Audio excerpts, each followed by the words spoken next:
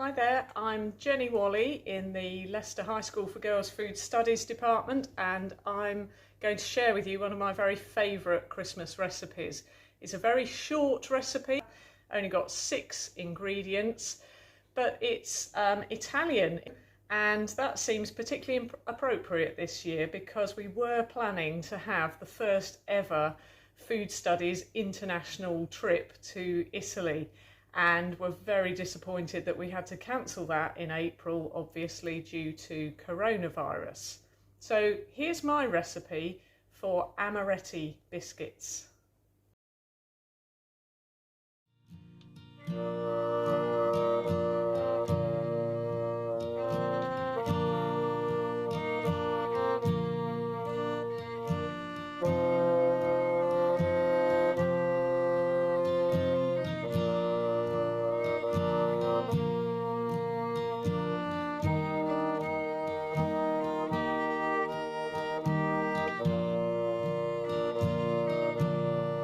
First of all, your egg yolks go into a bowl, and we need to whisk them just until they are frothy, so not too long.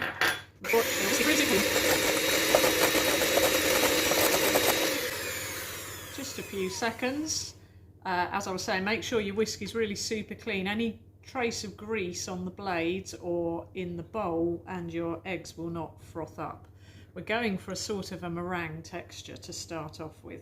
Now that my eggs are frothy, I'm going to add some of the sugar, and I'm going to whisk again. Add a bit more. Whisk again. Add a bit more. Whisk again. And the final amount.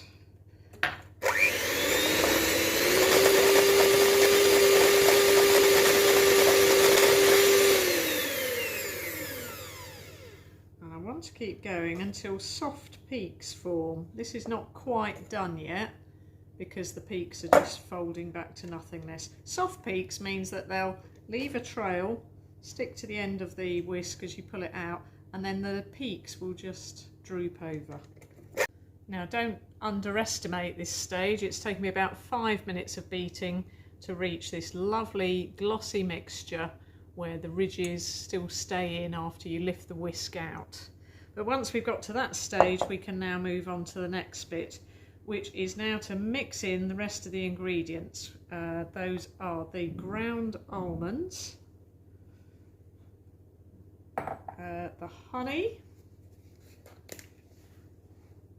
I'm just making a small batch today, so I don't need quite as much as I would otherwise. And also I need a bit of almond extract.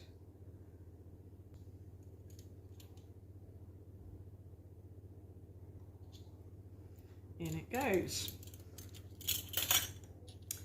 And then use a spatula because we want to gently mix these ingredients in.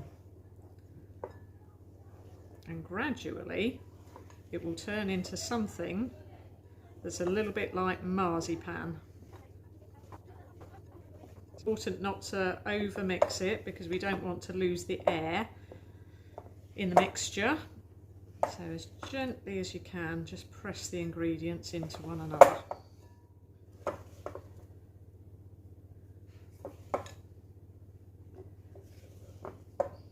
Oh, and it releases that lovely almond smell. Now the next stage is going to be messy, so my top tip is have a bowl of water handy so that you can dip your fingers in when need be. I would also advise at this stage that you turn your phone onto silent, put it away so that you're not tempted to try and pick it up, because you will make the most horrific mess if you do that. Before I go on to shaping the biscuits, I need to prep the next stage, which is to make sure that I've got a good lot of icing sugar on a plate. These biscuits have to be really thoroughly coated with icing sugar. I don't need to be too exact about it, but I'm just going to get a good heap of it on the plate.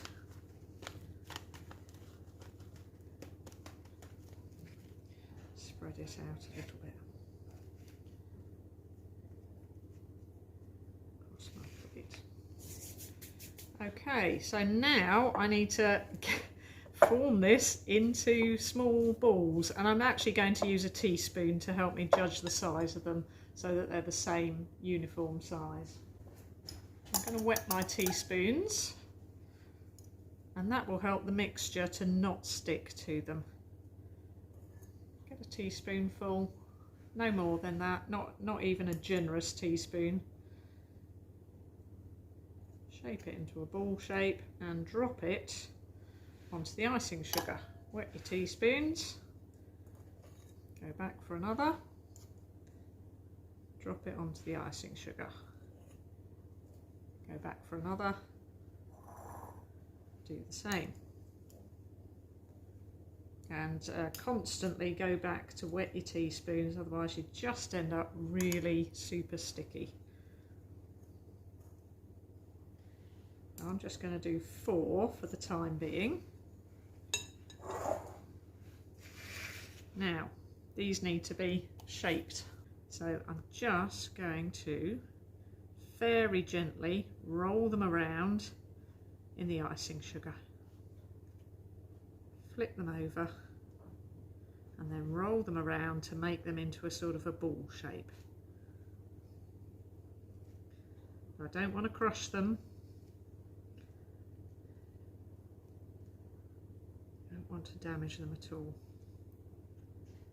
These are going to be so nice to have with a lovely espresso coffee or a latte, cappuccino, whatever. Really nice accompaniment, really nice sophisticated little biscuit. Once I've got them fully rolled, I have another plate and I'm going to transfer them onto that for the time being. They don't have to be perfect spheres, but get them as good as you can.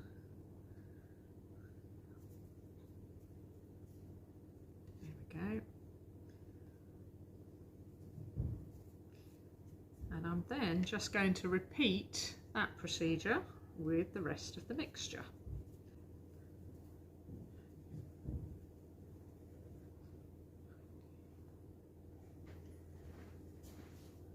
Well, there we go. The mixture has made 19 little balls and I've got into a bit of a mess. So I'm not done yet. What I'm going to do is, starting with the ones that I rolled first, I'm going to re-dip them in the icing sugar. You might have thought, oh, she's put way too much icing sugar out, but no, they really need to be packed in sugar and then they'll be ready to go onto my baking tray. I've got a silicone liner on my baking tray. You could use baking paper or baking parchment. And they will have got sticky again, so more mess coming up, I'm afraid. But this time, really roll them in the icing sugar, push them in to the icing sugar so it absolutely coats them. Be very delicate in the way that you handle them. No force required. And then plonk it straight onto the baking sheet.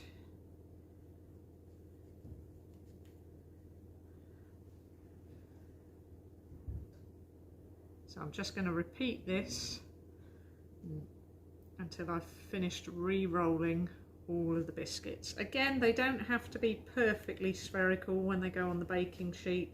They will even out as they go in the oven. I'm just going to reshape them a little bit and give them a little bit of space on the baking sheet so that they can spread out as they cook.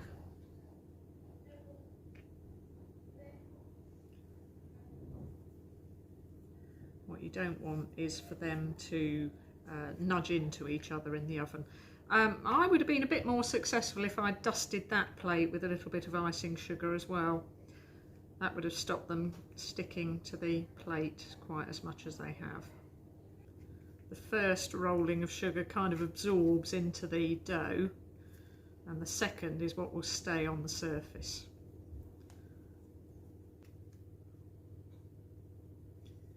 Pop that in there. And there we have 19 ready to go in the oven. Let's get them in. And we'll see you when they appear out. Hopefully by then I'll have done all the washing up. Oh, there you go. I'm just going to let them cool down for a little moment on the tray. But basically what we should find is that they've got a nice crispy top and a very soft cakey inside. I've moved that one a little bit too early onto the cooling tray. And it's not hardened up yet, so I'll leave the others a couple of minutes and then I'll come back and we'll set them out. Okay, that's better. Just literally a minute later, they've just started to crisp up enough to be liftable onto a cooling tray, cooling rack.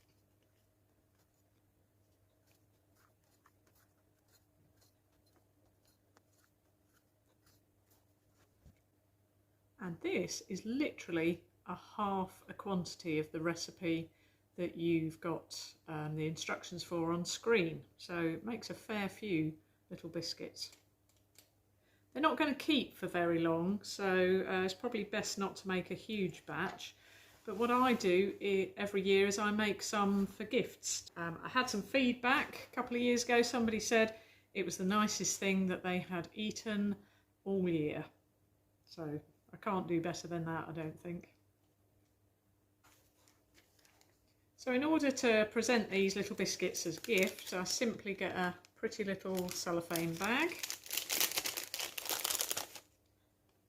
Pop about half a dozen into your bag.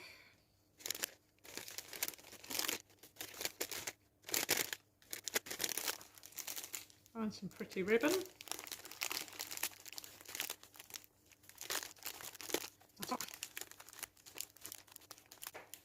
And you can add a gift tag.